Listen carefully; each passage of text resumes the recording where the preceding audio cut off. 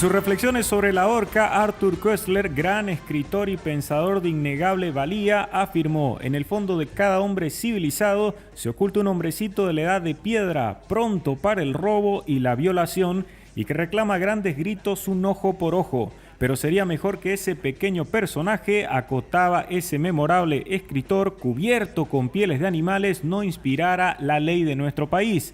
Desgraciadamente, en ocasiones, aun cuando esa criatura diminuta crezca mostrándose tal cual es, tiene la posibilidad de obtener el asentimiento del prójimo para dirigir los destinos de un Estado. Una idea como esta se presenta como válida cuando tomamos conocimiento de la nueva elección de Daniel Ortega como presidente de Nicaragua. Para conversar al respecto nos acompaña vía Skype desde ese país Irving Cordero, escritor, abogado y activista. Muy buenos días, Irving, y gracias por estar en Contra Viento y Marea. Muy buenos días, Enrique. Gracias por la invitación. Partamos con una realidad anterior y que por desventura sirvió para el surgimiento de posiciones que supuestamente eran útiles para abolir injusticia. Pienso en el sandinismo, entre cuyos objetivos se planteaba terminar con el régimen de los Somozas, un objetivo que podría ser apreciado por muchos individuos, pero que después quedó claro no era lo único que se perseguía. Sí, exacto.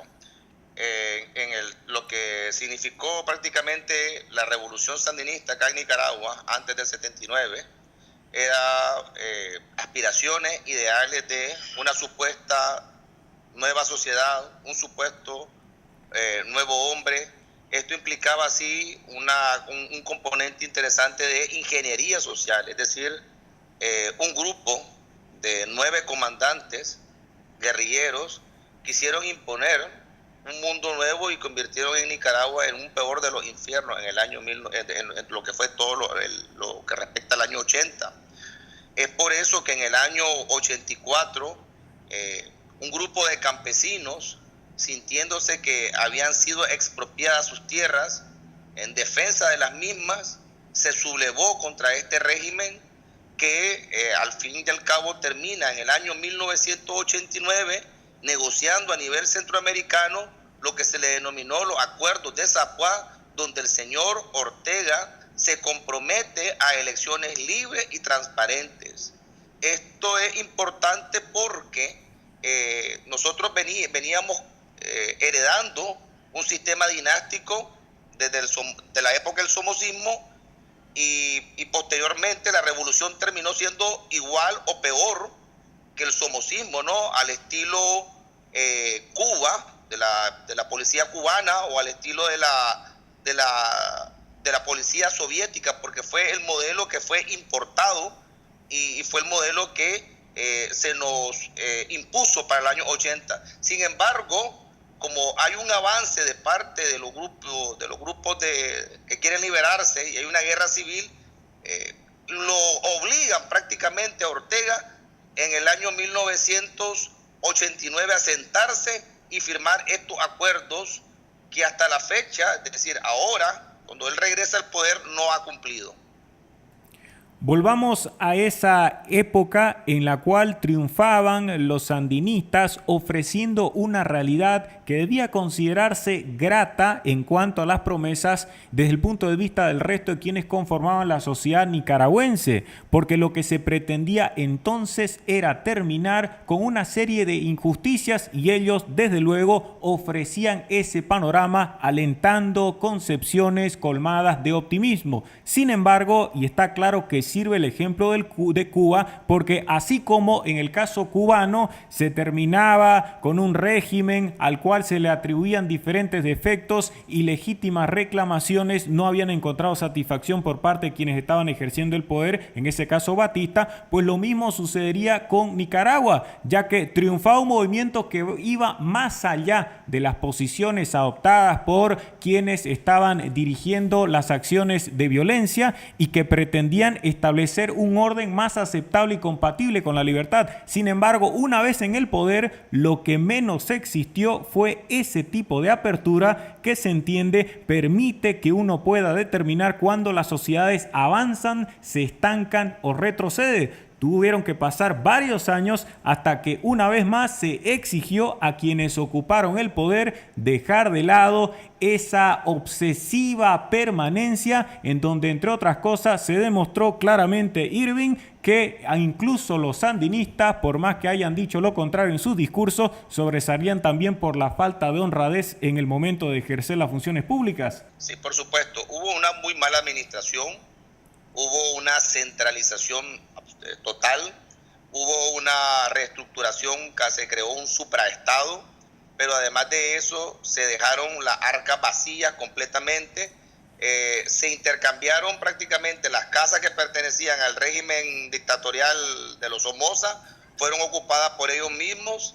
También, además de eso, paralelamente hubo una inflación enorme porque esta gente no solamente abusó del poder, sino que también abusó de la arca económica, hizo y deshizo a su antojo, mientras gran parte de la población que tenía la expectativa de esa supuesta transformación social se debatía entre la miseria, la pobreza, la exclusión y además de eso, lo peor de todo, la imposición de un sistema dictatorial que coartaba absolutamente toda la libertad de expresión. La libertad en sus diferentes expresiones no ha merecido el gran aprecio de regímenes que hablan de una liberación, pero que en definitiva no nos ofrecen ningún tipo de orden razonable desde el punto de vista de la condición de los hombres que aspiran a ser cada día más libres. Y esto es útil resaltarlo porque en el caso de Nicaragua también había un frente sandinista de liberación nacional. Lo curioso es que todos estos ejercicios de liberación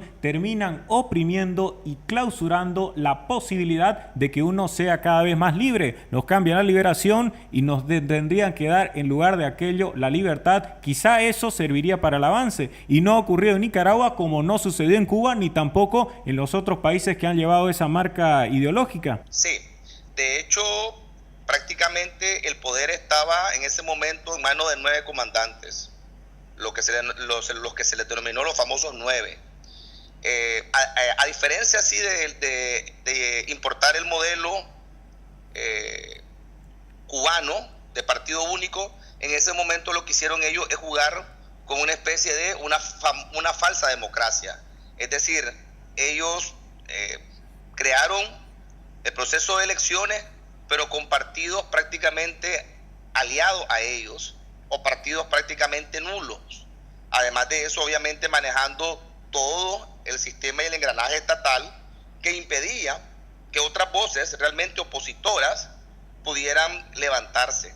Esto es lo que prácticamente deviene o es la consecuencia de que un grupo de rearmados campesinos con una gran base social en las montañas de Nicaragua se levante y busque cómo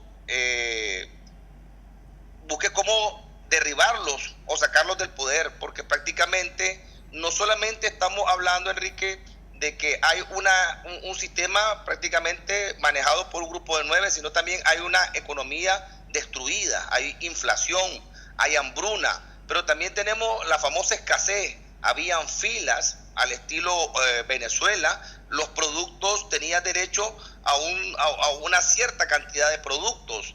A esto sumémosle que absolutamente toda la libertad de expresión estaba siendo destruida, erosionada. Por ejemplo, destruyeron una de las radios a través de una bomba, clausuraron el periódico más importante, también opositor.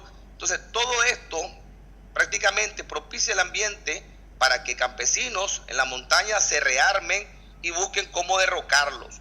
Paralelamente, la gente, las personas a partir ya después del año 1986 se dan cuenta que lo que tienen no son 9 comandantes, sino que son 9 ladrones que han ocupado las arcas del Estado para enriquecerse de manera desmedida, inclusive de manera más desfachatada que lo hizo el propio Somoza.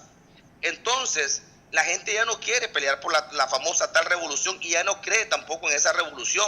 Sabe que la revolución, como dice el viejo adagio, ha devorado a sus propios hijos. que la revolución no ha servido como una forma de hegemonía del poder de unos pocos sobre una sociedad que en vez de abrirse ha sido cerrada prácticamente e involucionada. Y comienzan ellos entonces, como no tienen la base social campesina es bastante amplia, comienzan ellos a imponer lo que se le denomina el servicio militar patriótico, que es prácticamente una forma de llevar a los jóvenes de ingresos medios, ¿verdad? Y que no estaban obviamente relacionados a las élites que manejaban ellos, prácticamente a morir en las montañas. Se les daba una especie de curso militar muy breve y prácticamente eran enviados a la guerra a morir. Es decir, ellos promueven lo que es la muerte y la lucha entre nosotros en todo ese periodo.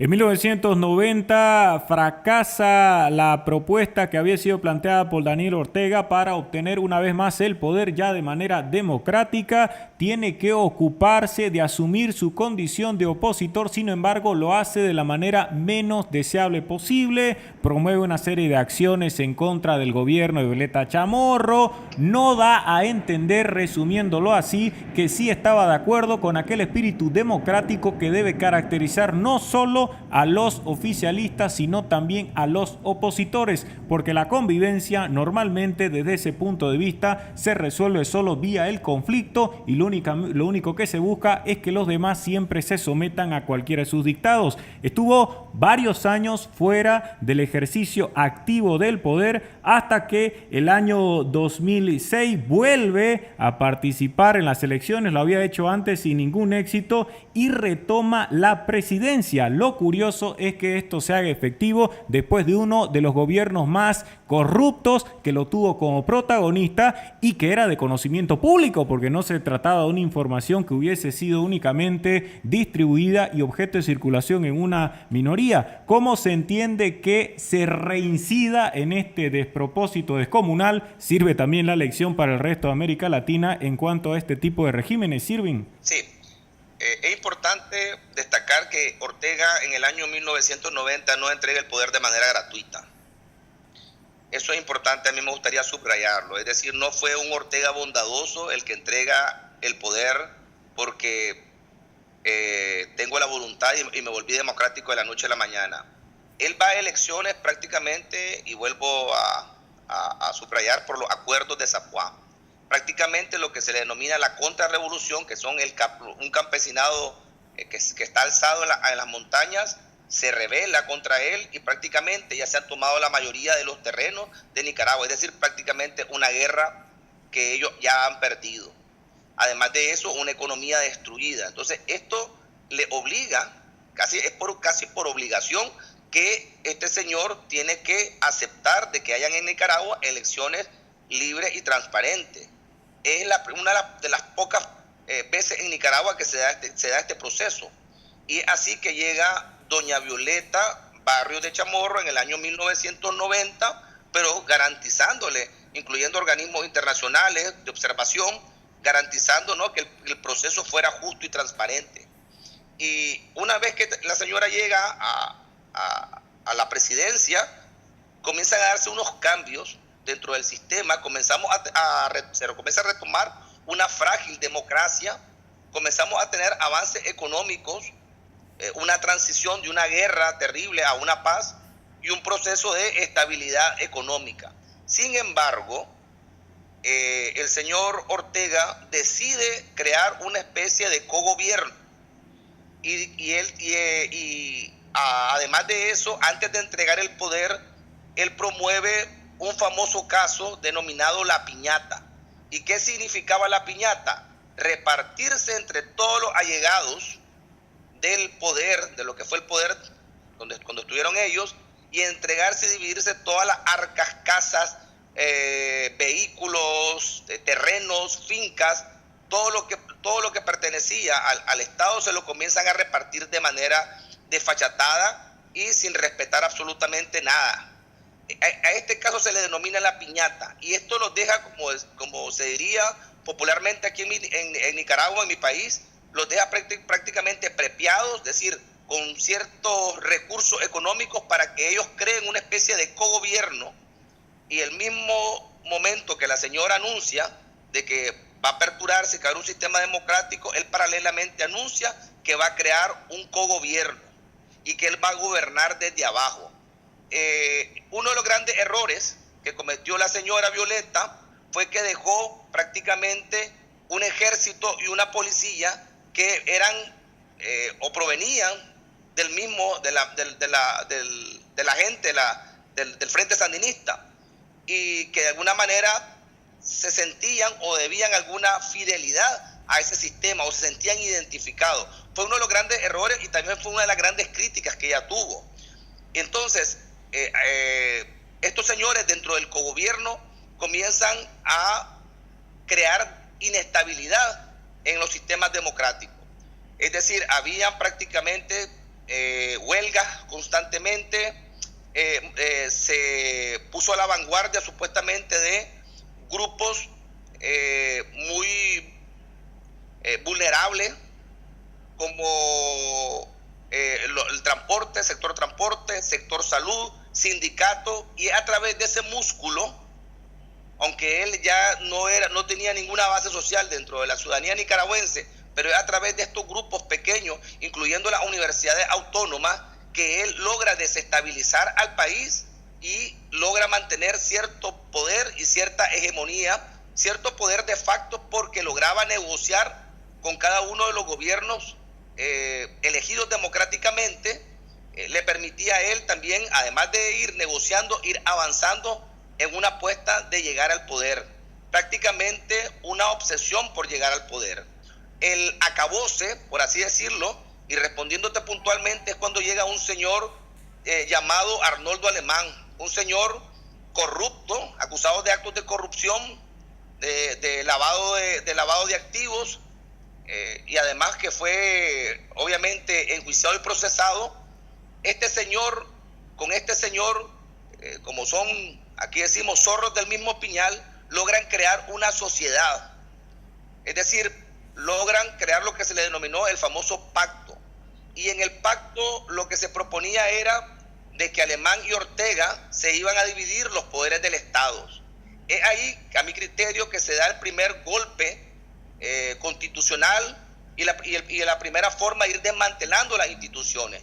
Estos dos señores, este señor Alemán, supuesto liberal y supuesto demócrata, pero en realidad es un corrupto, era un corrupto o es un corrupto disfrazado de demócrata, negocia con él y se dividen todos los poderes del Estado 50-50. Poder electoral, Corte Suprema de Justicia, algunas instituciones y el poder electoral. Esto permite que Ortega también tenga incidencia dentro de la Corte Suprema de Justicia. Esto significa que Ortega pueda tener también cierto radio de acción dentro de los procesos electorales. Pero además de eso, negocian algo que es lo que hace que Ortega regrese al poder. Negocian que él pueda ganar con un 35%, porque esa era la base que tenía Ortega, es decir, su voto duro era el 35%.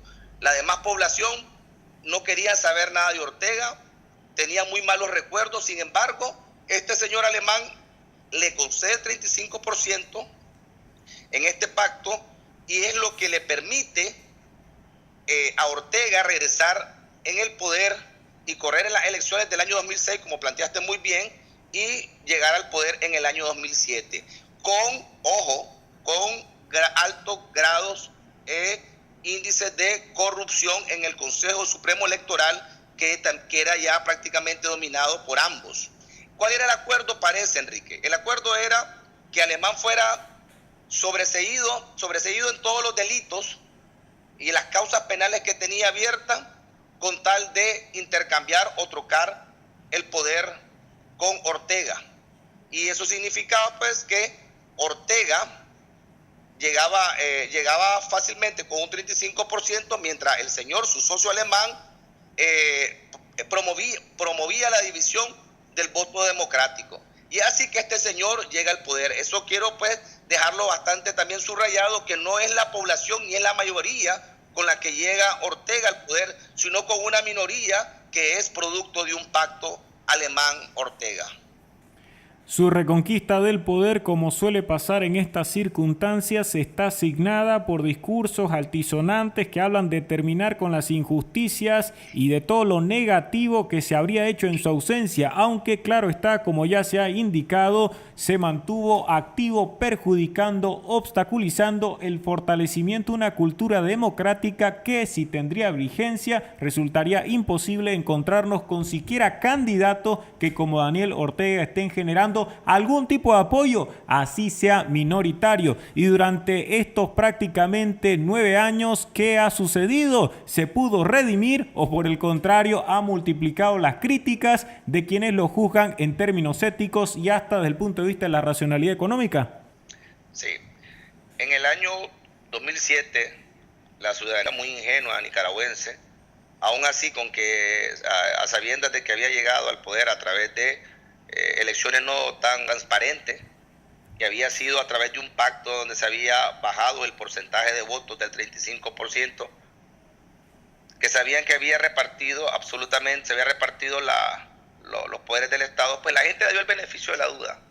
Pensaban que venía un Ortega cambiado, un Ortega democrático, pero sin embargo, desde los primeros indicios, desde su primer año, 2007, 2008, da muestra de que él, más allá de estar identificado con las causas sociales, lo cual son una bandera para proxenetas ideológicos como este señor, lo que él hace es prácticamente ocupar sus fuerzas, lo que se le denominan turbas acá en Nicaragua, que son fuerzas de choque para evitar cualquier movilización de la ciudadanía.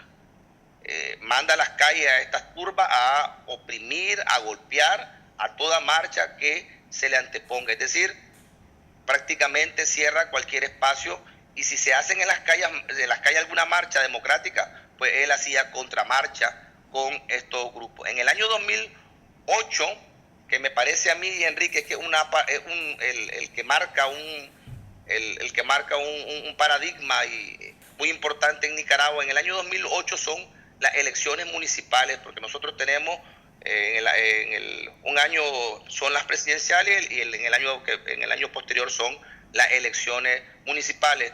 Pues entonces la gente se suma a los partidos demócratas, se suman para apoyar, para respaldar. Es decir, están pidiendo a grito a la gente unidad, porque ya ven que el primer año fue regido por un sistema totalitario, por un sistema vertical, por un sistema centralista que quiere absorber absolutamente todos los poderes. Entonces todos los partidos demócratas se unen para correr en las elecciones y para buscar cómo conseguir la mayoría de las alcaldías, y con las alcaldías lograr detener y frenar un gobierno que quiere cada vez más centralización. Entonces es ahí donde los partidos logran un consenso, que afortunadamente se logra el consenso de todos los partidos opositores al régimen que vienen avanzada, coartando toda la libertad y destruyendo la frágil democracia que teníamos. Sin embargo, en el año 2008, ellos crean lo que se le denominó de manera cínica Operación Danto. ¿Y en qué consistía la Operación Danto? Número uno, manipular al Consejo Supremo Electoral, que ya había sido absorbido y había sido comprado por el señor Ortega. Pero además de comprar y de manipular las elecciones, no se permitió la observación, y además se creó uno de los fraudes debidamente corroborados a nivel nacional e internacional, uno de los peores fraudes, y es ahí cuando Nicaragua se termina el proceso de elección y se comienza con el proceso de asignación. Y cuando refiero a esto es que ellos se dan, la mayoría de las alcaldías se la adjudican ellos, y la otra y como 5 alcaldías son entregadas, alcaldías sin ninguna importancia, son entregadas a los partidos demócratas. Ellos se asignaron prácticamente todas las alcaldías municipales, y con esto se acaba también con la autonomía dentro de las municipalidades, y comienzan a centralizar absolutamente todas las alcaldías, y de manera tan tan abierta que ellos podían también destituir cuando se les daba la gana o poner alcaldes. Esa situación, por desgracia, volvió a repetirse en cuanto a las irregularidades, las vulneraciones a principios básicos que tienen que ver con la democracia. En las últimas elecciones ya se han pronunciado diferentes entidades, incluso gobiernos como el de Estados Unidos, manifestando su profunda preocupación debido a que no existieron elecciones libres ni menos aún justas, a diferencia de lo que ha sido planteado por Ortega y su esposa Rosario Murillo, quienes se presentaron como la gran alternativa para continuar por las sendas del desarrollo, a pesar de lo que hasta el momento han generado es únicamente la multiplicación de miseria. Pero hubo observaciones claras, contundentes, críticas válidas que van más allá de lo que se puede apreciar desde el punto de vista de la teoría de la democracia y que permiten notar cuán grosero es el manejo para la conquista y la conservación del poder. Sí, prácticamente también es importante destacar que Ortega logró comprar conciencias y logró una suerte para crear esto de tener un poder absoluto, y es importante decirlo para buscar cómo evitar en otros países que tienen esta naturaleza autoritaria. Logró crear un sistema corporativista, un sistema donde lograron cierto consenso con la iniciativa privada, pero también cierto consenso con lo más radical y lo más conservador de la Iglesia Católica. Este consenso con estos grupos le permitió cierto oxígeno, o le ha permitido cierto oxígeno para mantener una economía relativamente estable, pero obviamente repartida a la mejor manera del mercantilismo entre grupos de privilegiados y grupos muy pequeños de poder, que son los que negocian, licitan y manejan los negocios aquí en Nicaragua, tal cual como que fuera una hacienda, ¿verdad?, de Ortega Murillo, junto con un sector muy privilegiado, valga la redundancia, del sector privado. Estos señores, con este consenso, lograron que en el año 2011, por ejemplo, que fue una manera más de darle una oportunidad a ver si se podía revertir la anomalía que el Consejo Supremo Electoral venía constantemente repitiendo. Se corrió en las elecciones con un señor llamado don Fabio Gadea, y que estaba liderando un grupo de diferentes movimientos bastante diversos, pero que el objetivo era buscar cómo frenar el abuso del poder de Ortega Murillo y familia y sus peones, porque ese es el nombre que se merecen, peones, solamente siguen las órdenes de este señor, y hubo una gran campaña, sin embargo, que se vio deslucida por otro gran fraude electoral que fue debidamente expuesto por la comunidad internacional, y se creó un informe de la Unión Europea donde da todas sus recomendaciones, inclusive otros organismos también igual internacionales también hicieron su debida denuncia. Sin embargo, prácticamente a la fecha, que es lo que nos conlleva o nos trae aquí al año, a estas elecciones del año de 2016, prácticamente de los cambios no se hizo absolutamente nada, ni siquiera cambios cosméticos. El sistema manejado por el Consejo Supremo Electoral, administrado por un señor de nombre Roberto Rivas, que depende de las ordenanzas de Ortega, no fue cambiado, que era una de las peticiones que hacía la oposición, el cambio del sistema electoral, que fuera más transparente, que se hicieran cambios profundos en esa estructura para que pudieran haber elecciones libres y transparentes.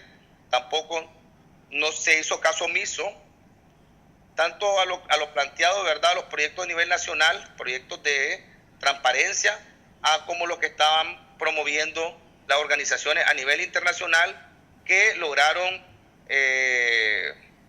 a través de informes explicar cómo se había dado el fraude, pero también cuáles eran las oportunidades de mejora para revertir un sistema que cada vez o cada día venía cerrando las libertades y venía erosionando la democracia.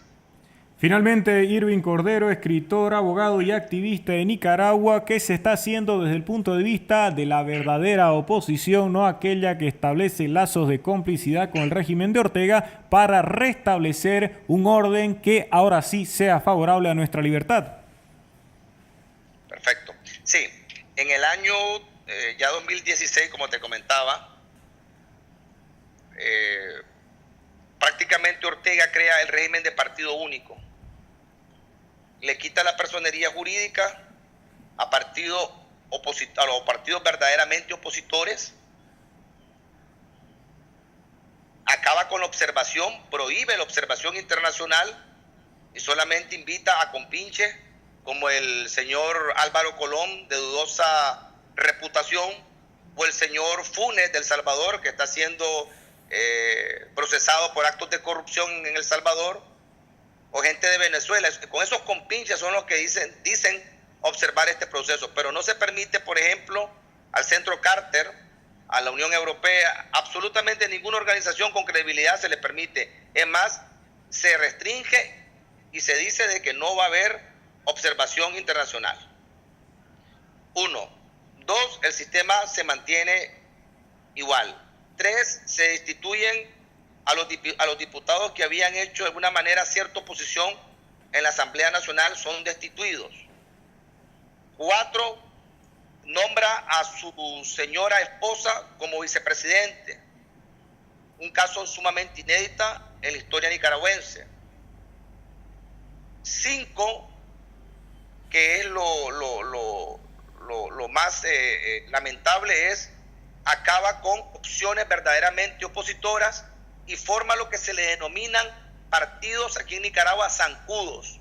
Y se les denomina partidos zancudos, que fueron los que supuestamente corrieron en estas elecciones con él, porque son partidos que le hacen el juego de oposición, pero de mentiras. Son partidos realmente de naturaleza colaboracionista que participaron para darle una supuesta legitimidad o una supuesta credibilidad a estas elecciones del año 2016. Pero es importante resaltar de que en Nicaragua se estuvo monitoreando y de manera de hecho, porque no era permitido, de hecho se estuvo monitoreando y se demostró que hubo un alto abstencionismo de parte de la ciudadanía nicaragüense. Entonces yo creo que ese es un gran mensaje de que de parte más que de la oposición, de la ciudadanía en general, que quiere realmente que en Nicaragua se dé un cambio. La gente más o menos se está hablando de un 60-65% de abstención de parte de la ciudadanía que no fue a la urna electoral a depositar su voto porque sencillamente no cree en el sistema actual, en el sistema democrático actual. Bueno, que realmente democrático no tiene nada, más bien no cree en el Consejo Supremo Electoral ni en las elecciones que ha promovido este señor en los últimos años, porque bueno, han sido, ¿verdad?, bastante cuestionadas por altos índices de corrupción y fraude.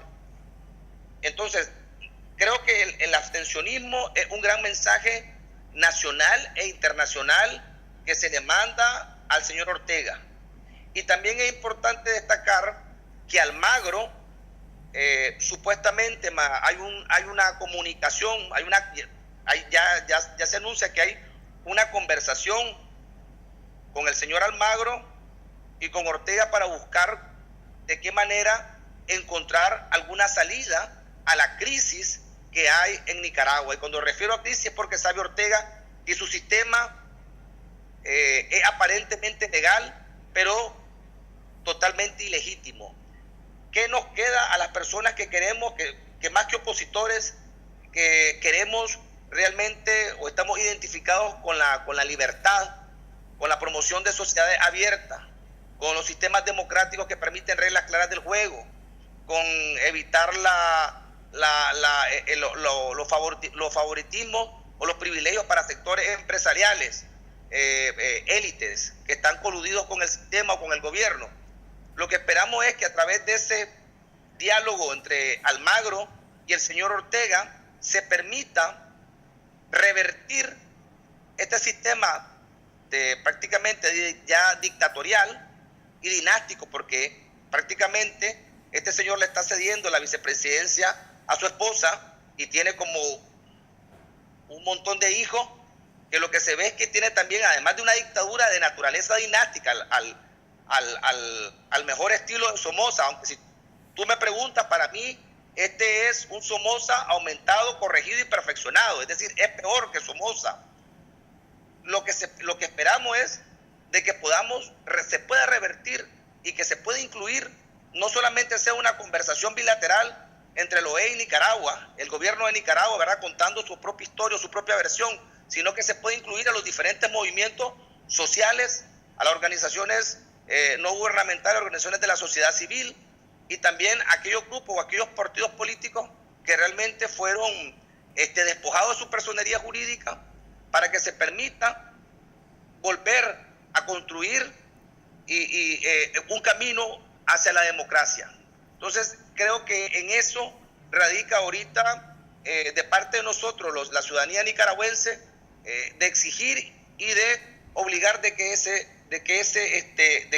diálogo no sea bilateral, teniendo en cuenta que existe ahorita aprobada una ley que se llama Ley NICA-AC, que fue aprobada por el Senado americano y que está como anteproyecto después para bajar y ser aprobado, ¿verdad?, por la Cámara Baja del gobierno de Estados Unidos, y el objetivo tiene de crear condicionamiento a los préstamos si este sistema democrático no vuelve a revertirse.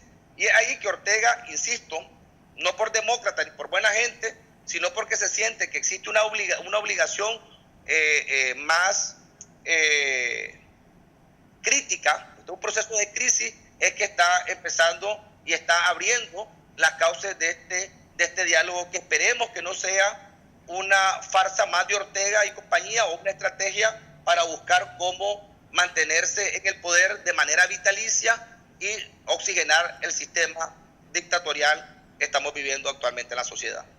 Muchas gracias Irving Cordero, quien desde Nicaragua vía Skype ha contribuido a que tengamos una comprensión más satisfactoria de lo que sucede allí con el régimen dictatorial de Daniel Ortega. Gracias por estar en Contra Viento y Marea. Muchísimas gracias, Enrique, por darme la oportunidad para explicar y exponer el actual momento histórico que vive Nicaragua y los desafíos que tenemos como ciudadanía.